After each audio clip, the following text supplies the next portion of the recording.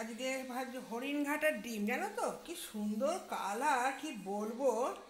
একটা তোমাদের দেখো, পুরো কুসুমটা এত হলুদ। আমাদের এখানে তো হাঁসের ডিম, পোলট্রির ডিম, হ্যাঁ, বিক্রি হয় পোলট্রির ডিম। হ্যাঁ, আজকে সেই হরিণঘাটার ডিম পেয়েছি, তা নিয়ে এসেছি ছখানা। তা বললো মা হরিণঘাটার ডিম শুনেছি, কোনদিন খাইনি। তা আজকে এখন এখানে বাড়ির সামনেই একটা দোকানে হরিণঘাটার ডিম নিয়ে এসেছি। যাই হোক, ডিমের জন্য আমি আলু, আদা, রসুন, পেঁয়াজ, একটু গোটা একটু পেঁয়াজ কুচি রেখেছি। সর্ষের তেলটা দিয়ে দিলাম। সর্ষের তেলের মধ্যে আমি আগে ডিমটাকে ভেজে তুলে রাখছি। ডিম তো সাধারণত ভেজেই করতে হয়।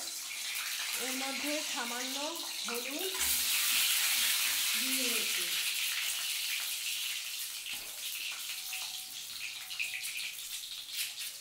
হলুদ দিয়ে ডিমটাকে ভাজলে কি হয়, সুন্দর কালার বেরোয়। আজকে এখন তো সূর্য ঘুরে গেছে, মানে হচ্ছে মুখের ওপর দেখো কিভাবে সূর্য ঘুরে গেছে।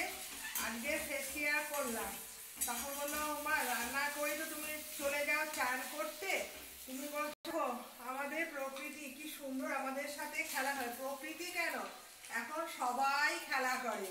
কালকে তো বুঝতেই পেরেছো, মানে গতকালের কথাই বলছি, কালকে রাস্তায় জল উঠে মানুষকে ঘরের মধ্যে জল ঢুকে কি অবস্থা। আজকে দেখো সূর্যি মামা কি সুন্দর রোদ্দুর দিয়েছে। প্রকৃতির সঙ্গে কেউ পেরে উঠবে না, বুঝেছো। প্রকৃতি প্রকৃতির মতনই থাকে। এই জন্যই বলছে প্রকৃতিও যেমন আমাদের কখন কি দেবে, এই বৃষ্টি, এই রৌদ্র, এই হচ্ছে ওয়েদার চেঞ্জের সঙ্গে সঙ্গে তারাও প্রকৃতি সেজে ওঠে। তা প্রকৃতিও সাজুক, আমরাও সাজি। তাই জন্য প্রকৃতির সঙ্গে আমরা কি করলাম, মুখে একটু ঘরোয়া পদ্ধতিতে মেকআপ করলাম। দেখো কি সুন্দর কালারটা এসে গেছে, বেশ বড় বড় সাইজেই ডিম। এইবার আমি আলুটাকেও একটু ভেজে নিচ্ছি, আলুটাকেও লাল লাল করে একটু ভেজে নিচ্ছি।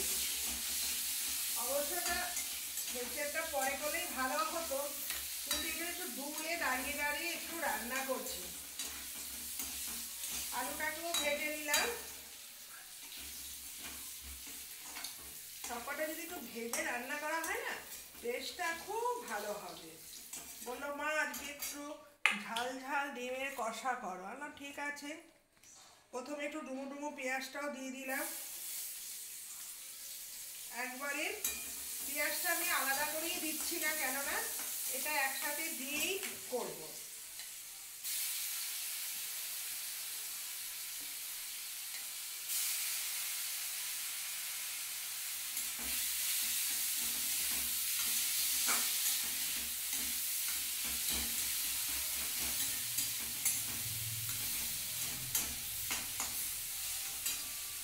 প্রথমে একটু লঙ্কা কুচি দিয়ে দিলাম আর টমেটোটাও দিয়ে দিলাম। এটা কিন্তু একদম গ্রেভি টাইপের হবে, ঝাল ঝাল হবে। তার একটা পেঁয়াজ, আদা, রসুন, টমেটো সবই দিয়ে দিয়েছি। এবার একে একে মশলাগুলো দিয়ে নিই। ওটা কষাতে কষাতে আবার নুনটাও দিয়ে দিলাম, একটু ভাজা জিরে গুঁড়োও দিয়ে দিচ্ছি।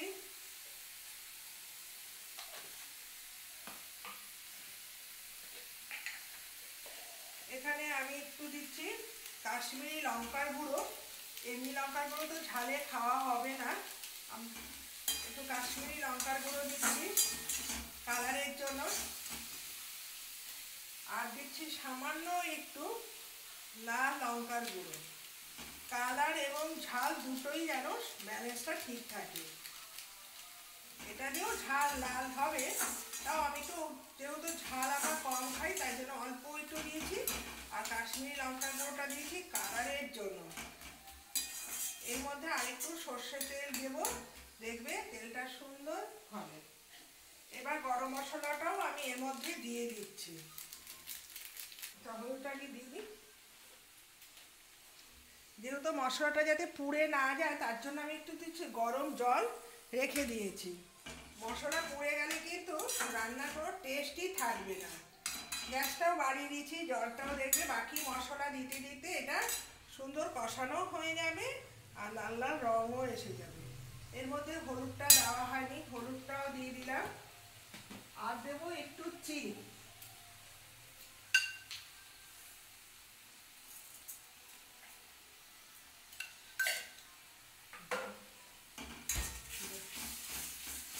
এটা সুন্দর কষেও আসবে, সুন্দর একটা কালারও বেরিয়ে আসবে। আর সবার শেষে আবার একটু সর্ষের তেলও দিয়ে দিলাম, যাতে কি হয় খেতে যেন আরও দ্বিগুণ টেস্ট বেড়ে যায়। এটা কষানো হয়েও গেল, দেখো কি সুন্দর কালার বেরিয়ে এসেছে। এটা আস্তে আস্তে শুকিয়েও যাবে। এইবার যে ডিম আলু ভেজে রেখেছি এটাও এর মধ্যে দিয়ে দিলাম। দেখো কি সুন্দর, যেহেতু বলেছি ঝাল ঝাল, এর মধ্যে কিন্তু কোনো জল, তোমাদের সাথে কথা বলতে বলতেও আমাদের হয়ে গেল। আজকে একটা কথা শুনে খুব ভালো লাগলো। শাশুড়ি তো সাধারণত বৌমাকেই নিন্দা করে।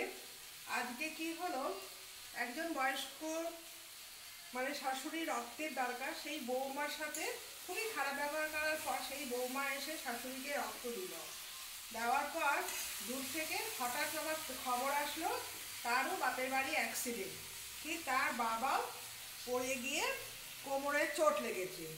শাশুড়ি মা বলল, তুই তো আমার জন্য প্রায় 1 মাস সেবা শুশ্রূষা করেছিস, যা তোর এখন বাবার কাজটা আমি একটু আস্তে আস্তে আমি করে নেব, আর তোর তো বেশি দূর নয়, তুই তো বাবা মাকে দেখে আয়, তোর মা একা কি করছে। শাশুড়ি কি সুন্দর বৌমাকে বাপের বাড়ি পাঠালো, সবাই এই প্রশংসা করলো। শুধু আমরা মেয়ের প্রশংসা করি বেশি আর বইয়ের নিন্দা করি, কিন্তু এই বাস্তব জগতে কারোরই নিন্দা করা উচিত না। বিপদে কে কার পাশে এসে দাঁড়ায় সেটা আমরা কেউই জানতে পারি না। আর যখন বিপদে যখন পাশে দাঁড়ায় তাদের কথা তো অবশ্যই মনে রাখতে হবে। তোমার বিপদ কিন্তু তারাই উদ্ধার করেছে। তখন কিন্তু যারা তোমাকে নিয়ে সমালোচনা করে তারা কিন্তু বেশি উদ্ধার করে না। অনেকে দেখবে বিপদ বলে কেটে যায়, আর কিছু লোক আছে বিপদ দেখলে এগিয়ে আসে। বাস্তবে যে কে ভালো কে মন্দ আমরা জানি না, কিন্তু যারা তোমাদের সাহায্য করছে তাদেরকে কিন্তু অতি অবশ্য পিছনে বলে না, সামনে দেখছি মিষ্টি মুখ, পিছনে বদনাম। এই বদনাম করে কি হবে? পৃথিবীতে তো আমরা সামান্য কটা দিনই বাঁচি, যতদিন বাঁচবো ততদিন একটু সবার সঙ্গে একটু মিলেমিশে থেকে কি থাকা যায় না? তাদেরকে নিয়ে ছোট করে কি মজা আনন্দ পায় জানে না। যারা দুঃখ দেয় তারা কি মানুষ না অমানুষ আমি সেটা বুঝে পাই না। কিন্তু যাকে দুঃখ দেবে সে তো দুঃখ পেয়েছো, তুমি কি আনন্দ পাও জানি না। আনন্দের পিছনে কিন্তু যেমন সুখও আছে, সুখের পিছনে দুঃখ আছে, দুঃখের পিছনে সুখ আছে। সবই মিলেমিশেই হচ্ছে আমাদের সংসার। যতদিন বাঁচবো হাসি মজা করে থাকাটাই ভালো। অর্থ কিন্তু কারোর কম কারোর বেশি, এটা যার যেরকম অর্থ সে সেভাবে চলবে। অর্থ থাকলে তুমি তাকে চিনবে, অর্থ না থাকলে তাকে চিনবে না, এটা কিন্তু খুবই অন্যায়। কেউ অর্থ দিয়েও পাওয়া যায় না, অর্থ না দিয়েও গায়ে খাটে। যাই হোক, যার যারটা তার তার কাছে। আমার ডিমের কষাটাও হয়ে গেল, রান্না কমপ্লিট। তোমরা ভালো থেকো।